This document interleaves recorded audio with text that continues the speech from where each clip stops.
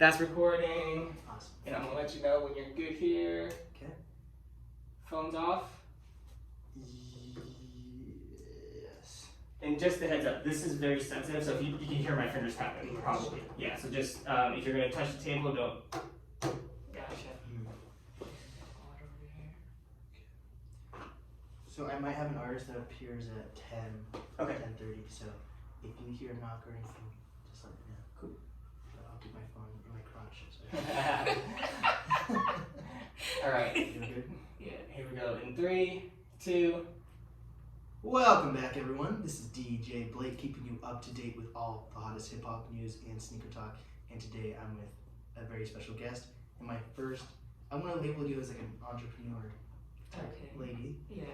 This is my first entrepreneur type lady, Catrice. Yes. There we go. Yes. Catrice. And you found me, I guess, on Instagram. How'd you find my podcast Instagram? This guy I met at you guys' Christmas party. And so yeah, I just started following you that night, which I thought was him. So I was a little confused when I seen you this morning. Oh no. So I don't even know who it was that I met. But yeah. So anyways, I met him there and just met you. Started following you and looked at your story and stuff, and then you reached out and asked me if I wanted to do an interview. I'm like, yeah. So here I am. Yeah, and then I like that you have poofy hair just like me. Yeah, I mean, you know, curly hair people. And you're a hairstylist, or? I am. That's awesome. And yes. I forget. Okay, just so cosmetology is what you go to school for, Gotcha. But as a profession, I'm a hairstylist. Wow. But I'm also a traveling hairstylist, so I work in LA as well, and I also model, and then I sell hair to my clients. So I got a lot of stuff going on. That's pretty special. I don't know many traveling hairstylists. You know. Yeah, it's something that I've been wanting to do for some years, and you know, this year has kind of been just a lot of transitions and just me wanting to get out and do things that I've been wanting to do, and so traveling, doing hair in different states is something I always wanted to do, so I made that happen this year. And I actually just came up on my 8th month that I go once a month, so I'm just proud of myself for sticking to my commitment. Yes. So I go every 4 weeks, and I have my clients, and I'm still building and networking out there, but it's going good. Yeah, 2019 was the start for so many different things. Right. So how did you promote yourself to be able to go to different states to do hair? So it was about 2012. Yeah, I went to Bronner Brothers hair show and I met this guy, and he just was like, I don't know, his energy was just everything. So I was like, man, where do you do hair at? Like, what's your Instagram? I need to follow you. So mind you, this is back in 2012. So from then, he was a hairstylist working in somebody else's salon or whatever. And I kept following him, and he was just a great hairstylist and always posted and stuff. And I was like, man, I need to post more like him. And his videos was always really good. His pictures was always really good. He was always really motivated and always just somebody that you just need in your life, you know, especially being an entrepreneur. He was just always so upbeat and uplifting, and you could just feel his energy through everything that he did. So I just continued to follow him, and then he went from being a hairstylist in somebody else's place to owning his own salon, and I just congratulated him, you know, through the screen on social media. And I also followed him on Facebook too, and then he went on to own a barbershop and then a natural hair salon. And so when I started on my little journey to want to go to LA and do hair, I reached out to him because I was like, you know, I always wanted to work with him in some type of way. And even though I'd never been to his salon, because I followed him like so tough, I felt like I had been there, you know. So I was like, if I go to a salon in LA, I gotta be at his salon. So I reached out. I was like, hey, I don't know if you remember me. And he was like, yeah, I remember you. And I was like, yo, I'm trying to, you know, come up there and, you know, build up my clientele. And so he told me what the daily rate, the weekly rate was. And I went out there and I told him, you know, like, if this works out, this is something I want to do every month. And so, like I said, I just came up on my 8th month in December. I was there the 9th through the 12th, and I'll be there again January 9th through the 12th. Yeah. So Wow. yeah, it's working out. So this guy gave you like a part-time type job, like once a month at a salon? Right. That's basically. interesting. That's what? And To find someone like honestly, there's a lot of people that actually do it. There's a lady I met from St. Louis. She goes back and forth. There's a few people from Atlanta that come out there and do hair for like a weekend. Like Yeah. it's actually more common than what I thought. Huh. You know? So yeah, it's cool. So I'm meeting new people, whether they're stylists or clients all the time. Right. And then the people who just live out there, just the culture is just so different. I really enjoy being out there, especially the weather. You Right. know? Yeah, it's definitely the way. Yeah. Is it important to be different as a stylist, or is it okay to like follow the same steps as another stylist? I think, I mean, and not even just for being a stylist, but any type of artist, you have to, have your own lane, your own style, your own, you might execute the same style that another stylist is going to do it, but, nobody's going to do it exactly the way that you do, or nobody can make that person feel exactly the way you feel. So every experience is going to be a customized experience. You know? So, my look might resonate with another person who, might want to get their hair done by me because maybe they want to wear their natural hair and they're maybe not as comfortable. So I have clients who come to me who are in transition who are like, I have naturally curly hair, but I don't want to wear it because I don't know how to wear it. So if you could help me with, maybe get me a weave, and then we'll kind of work into me being more comfortable and wearing my natural hair. So I have a lot of clients actually who are, wanting to wear their natural hair, but they're kind of just, trying to ease their way into it, So, it's very important for you to have your own style, your own look. Yeah. My first job ever was actually at a hair salon. For real? And I'm sure they loved you. yes. That was like 2 years ago. Like as soon as I started growing out my hair, I was like, okay, I'm over at a salon. Yeah. But I think personality plays a lot into like finding actual customers to stay with you. That's true. Because like I've had barbers where they're just like quiet the entire time. Others that talk a lot. And I'm like, okay, I want to be with this guy. But it also comes down to like. But sometimes I feel like I'm committed to a barber than if they're really nice and talking to me, but are not the best barber, because I feel like I've made a connection with them. So I always feel bad going to different barbers or going to the same barber shop but going to a different barber at the barber shop and the other guy's like right there. I mean, it is what it is. One thing that a barber told me is that person is not your client until they sit into your chair, straight up, So at the end of the day, it's your money. You're going to go to who you feel is going to serve you the best at that time. So, and I used to feel some type of way when my clients would go to other people, but at the same time, like, I'm not the owner of their head, like, and I can't do something as good as somebody else, and I'm completely fine with that. But it's also a growing, just something you kind of grow into. Like, I wasn't always the most talkative person being a stylist, like, especially because I started when I was 14. Wait, what? Yeah, but back then I just like braided hair and things like that, because that was when Alicia Keys was popping with her two braids coming to the front, Lil Bow Wow, Iverson. That's when I started working in a salon. So yeah, nobody taught me like, oh yeah, when somebody gets to your chair, you have a conversation with them. I was just braiding their hair as fast as I can to get to the next head so I can make some more money. Yeah. So me like building relationships with my clients is something that literally had to grow on me. And that wasn't even really until I went to cosmetology school, which was in 2010 until 2011. So. How do you decide to get into cosmetology? Is that like a hard school to get into, or like how's that work out? So honestly, for a lot of people, they do it right after college. I mean, right after high school. And some people even do it like while they're in high school, kind of like a running start type of thing. Oh wow. But I wasn't sure that I wanted to do hair for the rest of my life. So when I graduated from high school, I went to college. And then I got my degree in business administration, and then there was a recession in 2009, so I was like, okay, I might as well go back to school, but I don't want to get a master's and be even more in debt. Right. So I was like, okay, let me just go to cosmetology school, since hair has always been a part of me. Because even throughout Get college, it? I was 'Cause still. it's on your head. It's a part of you. Yeah, right. So I was like, I might as well just go to cosmetology school. So I did that, and once I graduated, I just built my clientele up even more and just took it really serious and went on to own salons and stuff like that. Wow. So yeah. Wow. Are you from Seattle originally, right? Or I am, yeah. what? Yeah. Wow. There's so many entrepreneurs in Seattle. Yeah. That's crazy. It's a great place to be if you're an entrepreneur, I think.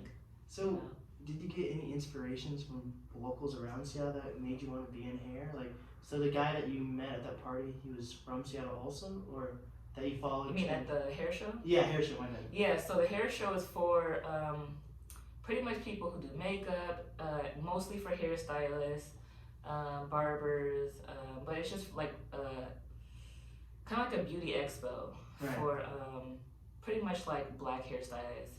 So it's in Atlanta. It happens every summer. They have like really like fancy hair shows, and like you're gonna see some stuff that you've never seen done with hair before at their hair shows. Like, so yeah, I would go. I've been like probably like 4 years. But I mean, you know, kind of after you've been a few times, it's like, okay, I can skip a few. But I'm kind of due to go to one, so I'll probably go this summer. Right. What's the difference between being like a black style hairstylist versus a white one? Is there stigmas towards either type? I would say I felt like when I was in cosmetology school, they really didn't touch on teaching us about African American hair. And I did have a black teacher or instructor, and so like, you know, are you familiar with the hot comb? What's that? So it's literally like a comb made out of metal, and you use it to straighten out your hair. I've never straightened my hair actually. Well, okay, but anyways, so it's a thing with black hair, okay? So if I didn't have her as a teacher, I probably wouldn't have had a class on that. So because, you know, in Seattle it's predominantly white, so, you know, they catered more to styling white hair and things like that, and so I kind of had to learn how to manipulate and style just off of my own experience, and then kind of apply what I was learning at school to my black clients, you know. So what is the majority of your clients? Are they white or are they black? I would say about 95 are black, 95%. Yeah. Cool. Yeah. So do you promote most of your stuff online or?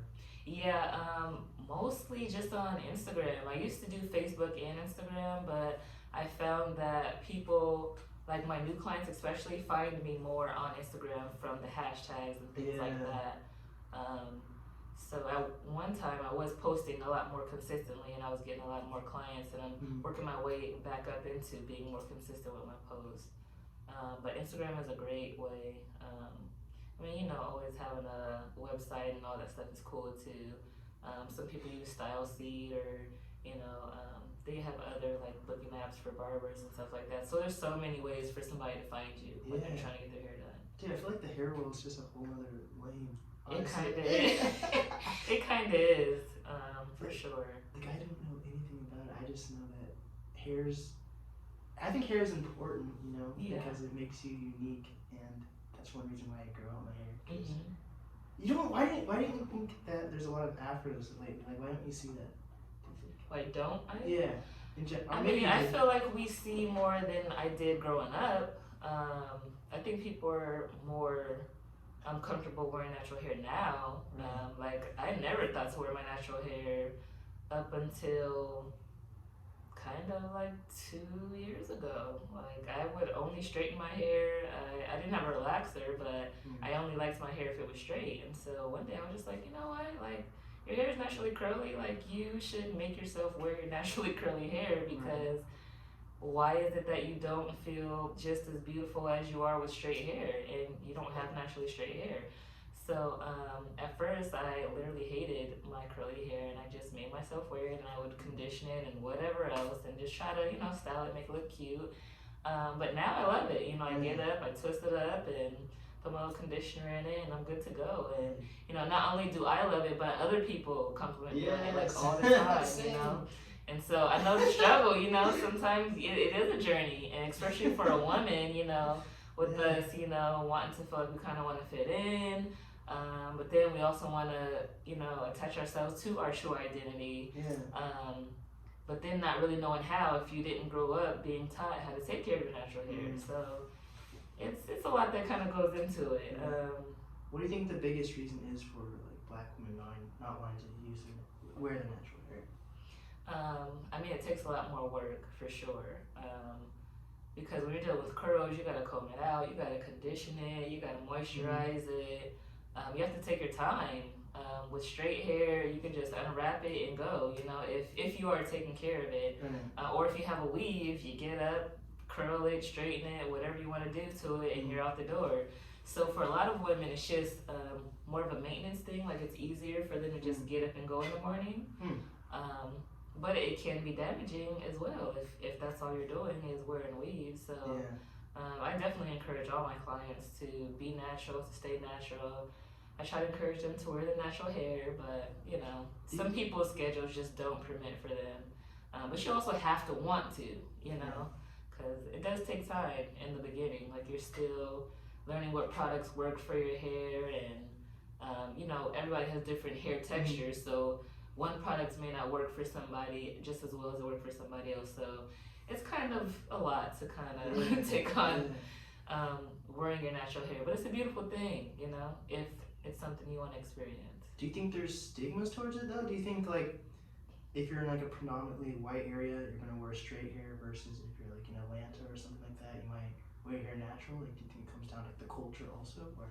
Definitely it does, because you know everybody kind of wants to fit in, especially at work, you know. So if you know you might be the only black person in your department, then you're probably gonna wear straight hair at least maybe until you feel more comfortable to where you can, you know, wear your natural hair. And it's kind of That's messed up. like a mental kind of personal battle, you know. Because it's like, okay, am I strong enough or confident enough to wear my natural hair in this setting where I'm the only one with natural curly hair, you know. And then, you know, I have a lot of executive clients who, you know, they meet with people, and like I said, they're the only black person in the room, so they're not gonna go in there with their naturally curly hair, fist pump. You know, they're gonna go in there with their suit on, and they're, you know, they might have a bob, and it's gonna be straight, maybe a little, you know, swoop to the side or something, but yeah, their hair's gonna be straight, just so. You know, they're already black when they walk into the room, you know? So it's like, okay, now I'm black and I have natural hair, you know, so that's another thing. So weird. So, yeah, but it's a thing though, and it's a thing that pretty much every black person has to deal with at some point in their life. Do you think there's appropriate hairstyles then for certain places you go to?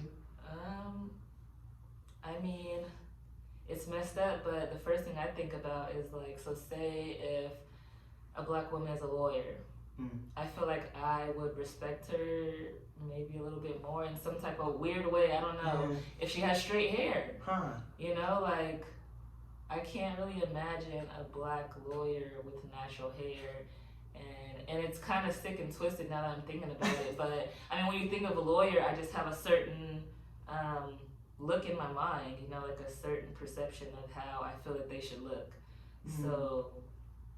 So yeah, just think of how a black female lawyer must feel. Or maybe even a doctor, you know. Maybe doctors can get away with it a little bit more. But yeah, just like those really professional professions, you know, where you are going to be dealing with more white people on a daily basis. The white people is not the customers. I'm dead.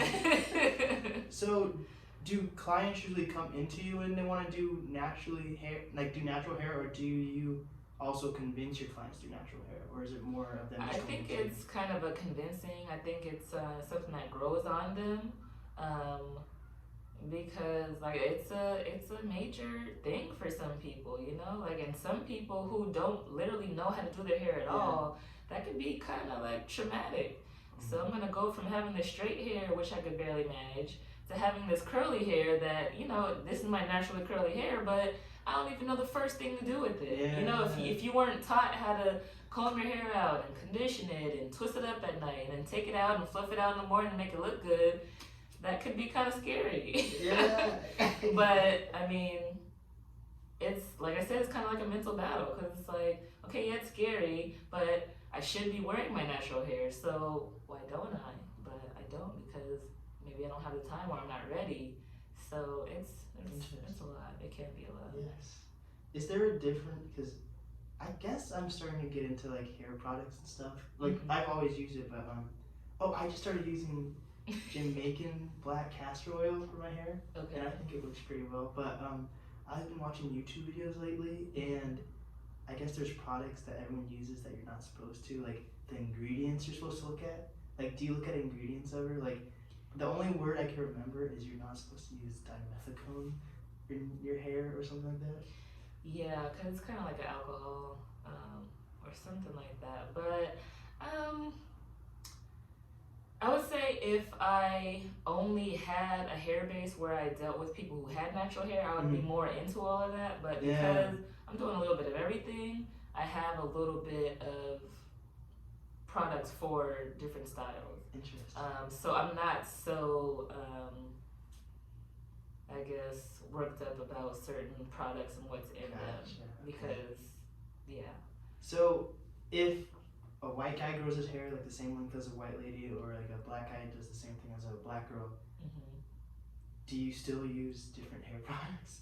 Like other girls? I mean, it just depends on what hairstyle they're getting. So, I mean, for the most part, if I was doing a black guy's hair, he's going to be getting his hair twisted up or braided up.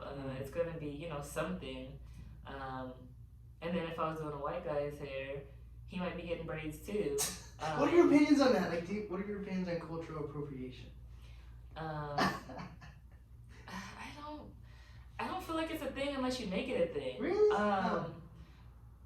I mean, unless somebody just being like really ignorant or inappropriate about it, you know. But like, cause there was this girl. She was from Uzbekistan, and so she was telling me that she wanted to get some box braids, but she wanted to be culturally appropriate. And I'm like, girl, like, a braid is a braid is a braid. Like, if you want some box braids, put some braids in your hair. Like, it's like kind of more of like the person. She was just like, well, I don't want to feel like I'm being offensive to black people because, you know, that's usually a style that, you know, your culture would wear. And I'm like, yeah, I understand that, but at the same time, like, my culture wears two braids, your culture could wear two braids. It's gonna look a little different than the way that I would do it, but at the end of the day, it's two braids. Like, I don't know. It's just, like, I kind of get what she was getting at, but at the same time, if you're not, like, mocking us or, you know, trying to, I guess, like, act black, like, or if it's the phase that you're going through, but it's just a hairstyle that you want to wear, then, okay, wear the hairstyle and let it not be, like, so much of a culture appropriation thing or try to be politically correct, like. Gotcha. Yeah. So, growing up in like Seattle, because it's more of like a progressive area, do you personally even see like racism in Seattle, or do you think everyone kind of gets to works together well, and then when you go out to like LA or something like that, you can like connect well with like white people, Asian people, black people? Like, it doesn't matter to you? So I would say it's more of a passive-aggressive type of racism. Like, you might not get the promotion that you want, even though you may deserve it, or you put in the work that you should. And honestly, because I am a hairstylist, I know for sure that happens because I have a lot of black professional clients who work for Microsoft and Amazon, and they're executives and directors and things like that. So there's so many challenges that the black person in corporate America goes through, period. So it's definitely alive, but it's a different monster in the Pacific Northwest. When I lived in Florida, which is where I went to college, shout out to Bethune-Cookman University. Hey. Now in Florida, they straight up will tell you straight to your face that you are an N-word, okay, with the ER on the end.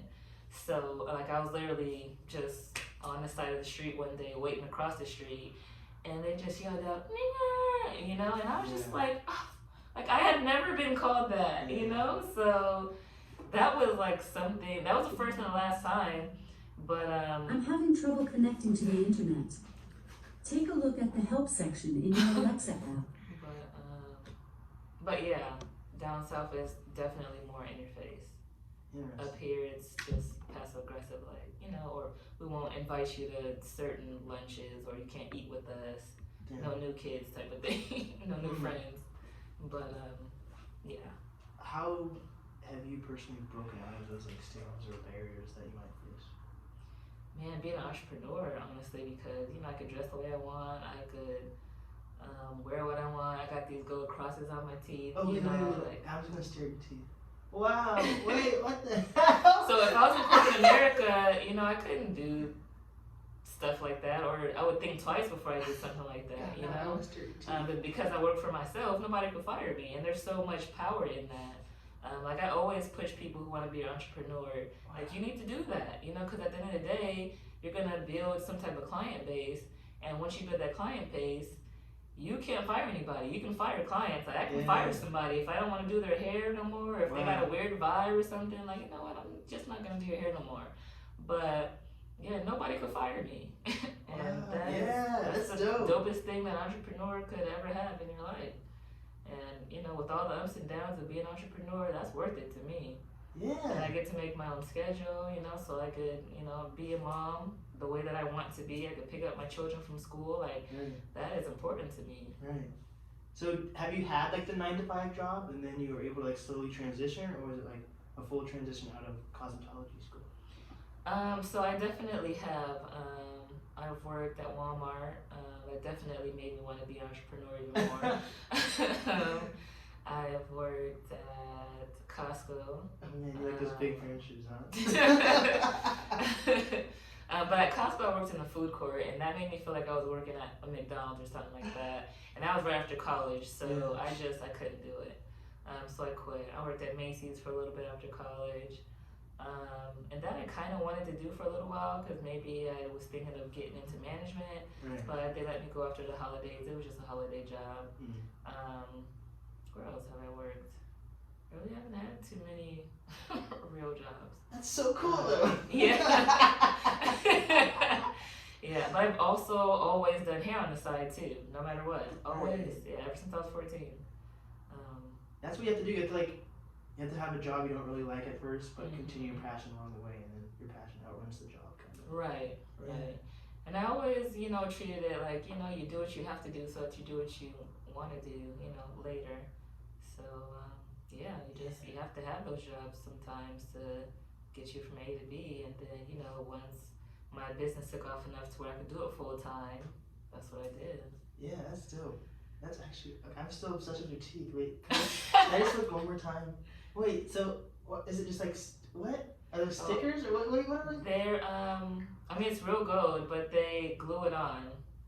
I was thinking in my head that you like, it's like probably like a nail in it, and you drill a hole and then you stick it in. That's what I thought was happening. No, a lot of people do ask me if they're permanent or if I got drilled, but no, it's I don't know, some type of adhesive that they use. Shout out to Clutch Beauty. What would happen if they accidentally like turn it upside down? Like that would, because that's like. Well, they have you look in the mirror and all of that to see, you know, if you have it in the right position on your tooth and all of that before they actually like glue it on. I'm so excited for some reason. What? How do you show that off though? Because like, I don't know. Some people don't keep their mouths open super wide. I really don't. It's not intentional. I've had it since like February, so I kind of forget sometimes that it's there. Like, cause sometimes people see and they're like, "Wait, what's that?" I'm like, "Oh yeah, it's a cross." What about when you're brushing your teeth? Does it like? I brush just regular. Oh, yeah. Wow. What's the importance of being unique to you? Man, just accepting yourself for yourself, and being comfortable in your own skin, and, you know, being comfortable with your flaws, and loving yourself and allowing yourself to grow. And I think that's kind of just something that is just, you know, going to be done throughout life. It's kind of forever thing. But uniqueness is a beautiful thing if you let yourself get to that point where you are grasping onto that. Yeah, that's beautiful. Yeah. Well, you know, some people's lifestyles or their life in the moment doesn't allow them to be unique, you know, because they're a lawyer or because they're a doctor or Don't some people like that though? Not like some people don't care about being unique, I guess, right? yeah. I feel like that's boring. It is. Yeah.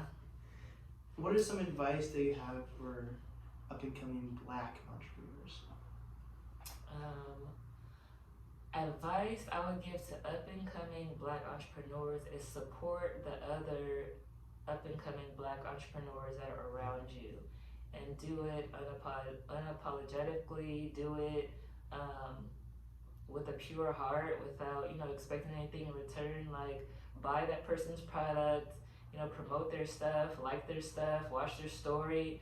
Send them an encouraging word sometimes, because being an entrepreneur is hard. Like, every day is not, happy-go-lucky, and, we don't just have thousands of dollars in the bank sometimes. Sometimes we're in the negative, but nobody knows that but us, So just support your fellow entrepreneurs, because, everybody needs that. No matter how high or how low you are in your business, everybody needs that. Everybody needs support.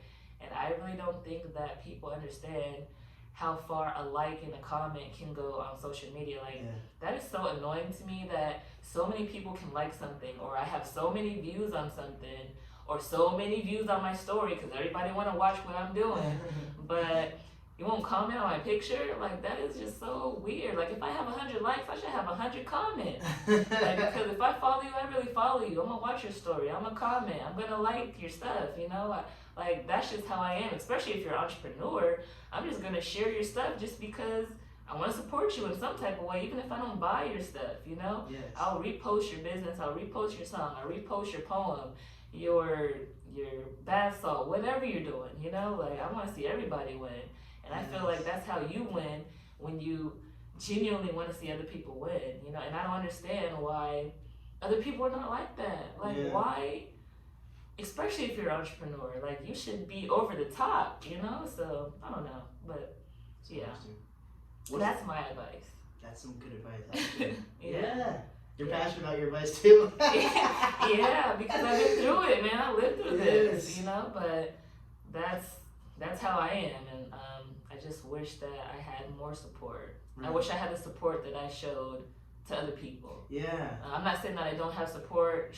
Shout out to the people who do support me. I love you guys, but I just feel like it should be so much more. I definitely get for as long as I've been doing it, and who I am, and how I portray myself, and just how. I'm not trying to say that I'm just so high and mighty, but I just try really hard to be a good person, treat people how I want to be treated. So I just feel like I should get more love. That's all. What's the support system like in Seattle versus LA when it comes to like the hair community? Man,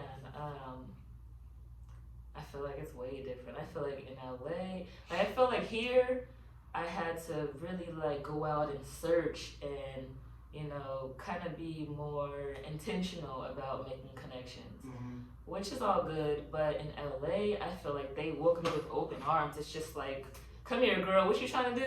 Okay, I got you. You support me, I support you. I'm gonna do the makeup, you do the hair. Like, it's just like, because the energy is different. In LA, everybody's trying to do something, and they got a few different things that they're trying to do. So like, for example, there's a makeup artist that I reached out to. Her name is Kylie Jenner. I wish. J Jules Beauty on Instagram. And I reached out to her, and I was just looking at her page, and I was like, man, okay, she's official. So I was like, okay, she's somebody that I want to be a client. So I reached out to her, we worked together, I did her hair. She had great energy, but this girl, she does makeup. She has a little a boot camp for working out that she does. She does like hair with the makeup sometimes if that's what they need her to do. She does like kind of interview, like an online interview thing. She just got so much going on, and the grind just does not stop. And I love that, and I just love to be around other people who are always, doing something, or progressively trying to, find another bag, like trying to get the bag by all means necessary, like I admire that. So yeah, I mean, reaching out to her has opened up a lot of doors, and then just other people out there. Like I said, you know, everybody out there is trying to be somebody on some type of level. So it's easier to connect with people and get things done, I think. Yeah, you have to reach out to people. You can't just keep it all in. You know, some people like Well, try to yeah. keep the secrets. Yeah. For music, especially the music community, people have in Seattle have problems like connecting. And I guess that's all around the board though with every community in Seattle. They're kind of like more closed off. Yeah. But like even with hairstylists, like I'm the hairstylist that will like I didn't used to be like this way because I felt like if I liked another hairstylist picture that maybe my clients would be like, oh well maybe I should go to her instead of her. But then I was like, you know what? If she did a good job on the girl's hair and it looks good, I'm gonna like and comment. Like and if my clients go to them, okay, whatever. I don't, like I said, I don't own that person's head. So, you know, there's enough money to go around for everybody. And if people would realize that, you know, there's enough to go around for everybody, a whole lot of love would be given. People wouldn't be, like, hating on each other so much. But, yeah, I definitely show other hairstylists love, especially now. Like, if I like what you're doing, I believe what you're doing, especially, like, the younger generation of hairstylists that I see coming up. I like their stuff and what they're doing. I admire them too. So yeah, I'm all about the support. that's awesome. Yeah. What are your opinions on people who like dye their hair like crazy colors, like neon green or pink or anything? Man, I love it. Those are some of my best clients, you know, because you walk in a room, everybody's looking at you, so they're gonna know who did your hair, and if I did it, that's just more money for me. Right. What are your opinions on black people dyeing their hair blonde? Like some like black activists are like, that's terrible to do that. So some people just think, because a lot of black people go through that phase where they want to dye their top of their hair blonde. Yeah, I mean, it just depends on you and your person. Like, I mean, I can understand people being like, oh, your hair isn't naturally blonde, blah, blah, blah. Okay, but there's a whole lot of things that people do to themselves that's not natural anymore, you know? Like, people get their nails done, they get their eyebrows done, they get their hair done, they get it straightened, they get it colored, people get plastic surgery, people get hair plugs, you know? Like, people have tattoos. None of that stuff is things that you were born with, so all of that is kind of self-expression of who you want to look like or how you want to look. Right. So, yeah, it's not that serious to me. Yeah. I like it. I think you have good morals so that you don't really like mess with like the silly stuff. It don't really matter. Yeah, because life is too short, man. Yeah, that's important to know. Life is too short. Yeah. Especially if you're short. I'm just kidding, Masa, you're not short. So what is the importance of hair in music and film? Because you see like every artist usually has their own hairdresser, their own makeup artist, same when it comes to like actors and all that.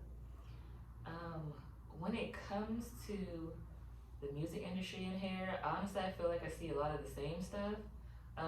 There's a few different people, you know, like Nicki Minaj, she does more of like the different colors and stuff like that, but she still has straight hair. Janelle Monáe, I'll give her more credit for her creativity with hair. But I can't really think of anybody else who's really doing a lot of self-expression as far as hairstyles go. I feel like I'm looking over some people, but yeah, I can't think of anybody right now. Is it more important in film to have different hairs probably? Because like different actors or like who are they portraying like a film or something like that probably. Right, with film, you can get so much more creative because depending on, you know, what character, like, okay, for example, The Grinch Who Stole Christmas, like the hair in that movie is like really dope to me because it's, you know, like everybody's hair is like up and it's like going around or it's up in a high, you know, ponytail, and obviously it has like stuffing in it, but it's like up on top of their head, it's sticking out, some of them have ringlets, I don't know, it's just like movie hair is just different because you have to go with whatever that theme is for that movie, or, you know, like movies like what was that movie with the blue people? Avatar. Yes. The hair in that movie. Yes. The hair in that movie, you know, like Trolls, you know, stuff like that, you know. Yeah, cool hair. So it's definitely, I think it's a whole lot different for movies than it is for film. Yeah. I mean, for music videos. Yeah, that makes sense. That's crazy. Yeah. I never really thought about that. I don't know, cause like when I think of the first thing when I think of like a crazy hairstyle is when like Macklemore had that like side cut and like everyone started doing that.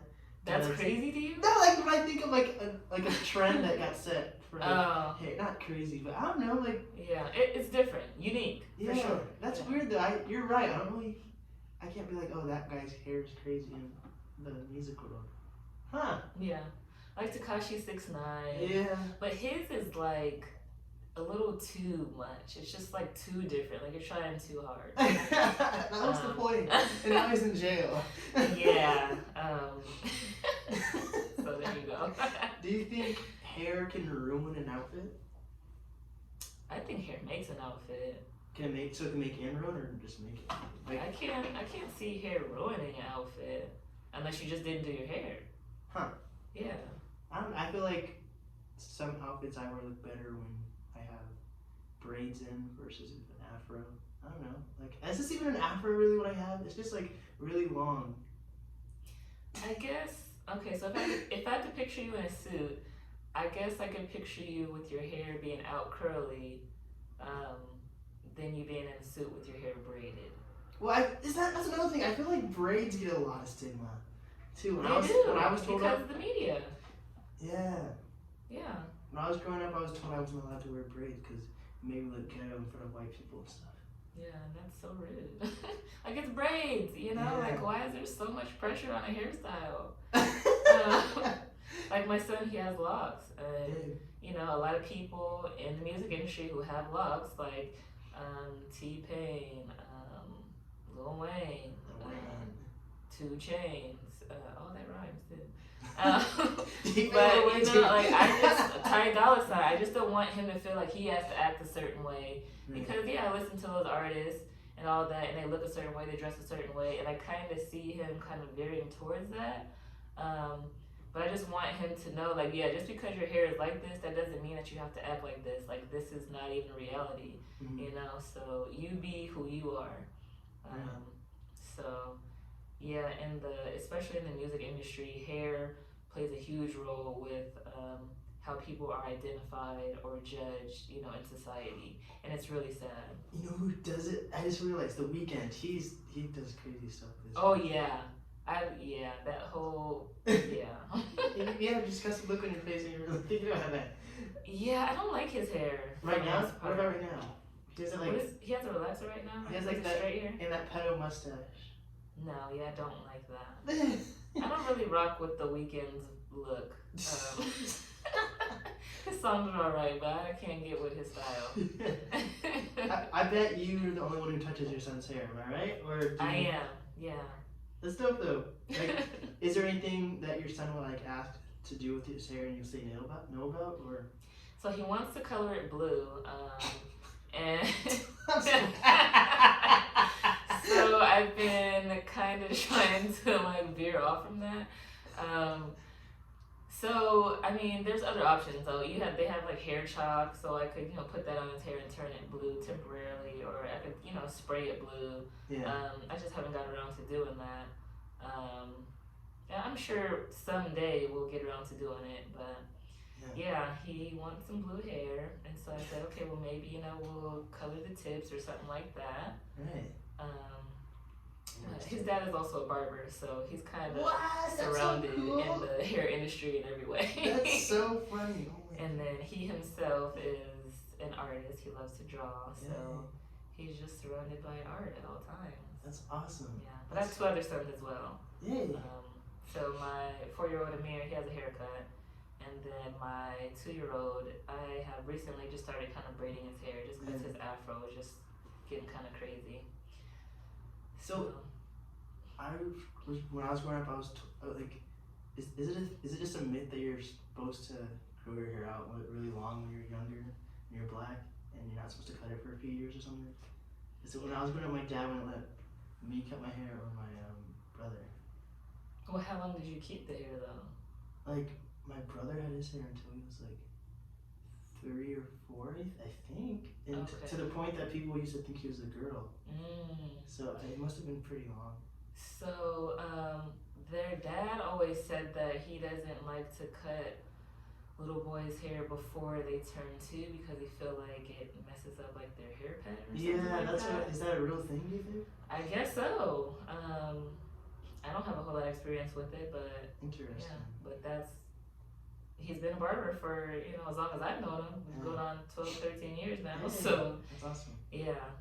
So So that's the thing. what made you decide that even though you're going to like LA like once a month, Hmm. is Seattle where you want to continue to call home, or do you want to move out to LA?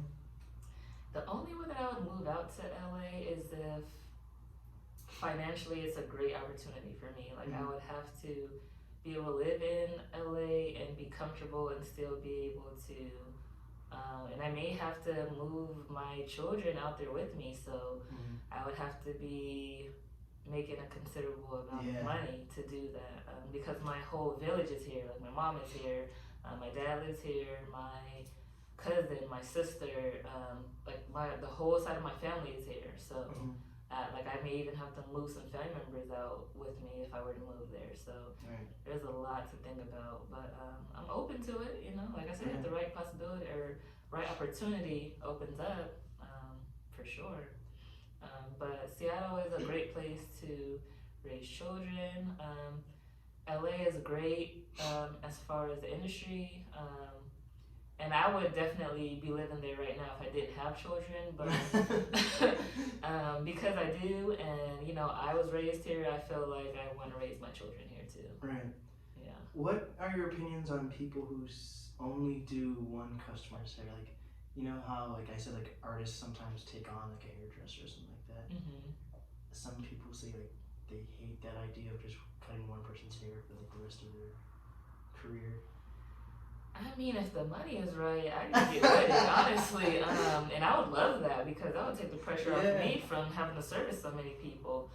But at the same time, if you only have that one client, they're gonna demand so much more of your time. So I've also thought about like I would need some type of balance because I don't want them to be paying me so much money that I don't have control over my schedule anymore. Right. So yeah. I don't know. Like I wouldn't mind only doing hair for one person, but I still need to have a work family life balance. It's a give and a take for my situation. sanity. Yeah, that makes sense. Well, Catrice, what are some final advice that you have for the overall Seattle area? Final advice for overall Seattle is we just need to show each other more love. Just be more, I guess maybe more outgoing in a way, just more warm to people. Smile a little bit more, be more inviting, be more approachable. That's important to be approachable. So yeah, I would say that to Seattle just in general, because Seattle we kind of do have a stigma about us that I don't know if it's the weather. I mean, it could be the weather, a lot of people are kind of depressed out here and maybe they feel, kind of alone. But we kind of got to get out of our own thoughts and really get into reality and make our own reality, That's true. So yeah, that's my advice. What are some final words you have for Seattle? Final words? Like anything you want to promote? Well, I do want to promote my friend's shirt business, Teak Punch. We go back to middle school, actually, Nelson Middle School, high school. I used to braid her hair, all that. So, like I said, I'm all about the support. So I was like, I should wear her sweater today. So that's what I'm doing. So shout out to Teak Punch, Punch Wave, all the waves. Yes. So, what is the easiest way to reach you? The easiest way to reach me is on Instagram. So at Catrice the Stylist. So KATRESSE _ stylist. Or my cell phone 206-854-6904. There we go. This is DJ Blake and Catrice. Yes. Or do you go by do you have I don't think hairstylists need like stage names really. I mean, you know, but I want one. I feel like it would be so cool. I just haven't thought of one yet. Let's just go with Catrice the stylist for right now. Yes, we're gonna go with that. This is DJ Blake and Catrice the stylist. there we go. Awesome. I think we made good time. 10:13, so I think you have time just to get to your stuff on time, right? Yeah. Awesome. I'm sorry, that got stuck in me. Oh no, it actually did. I don't even know where to start. Okay. Oh, man.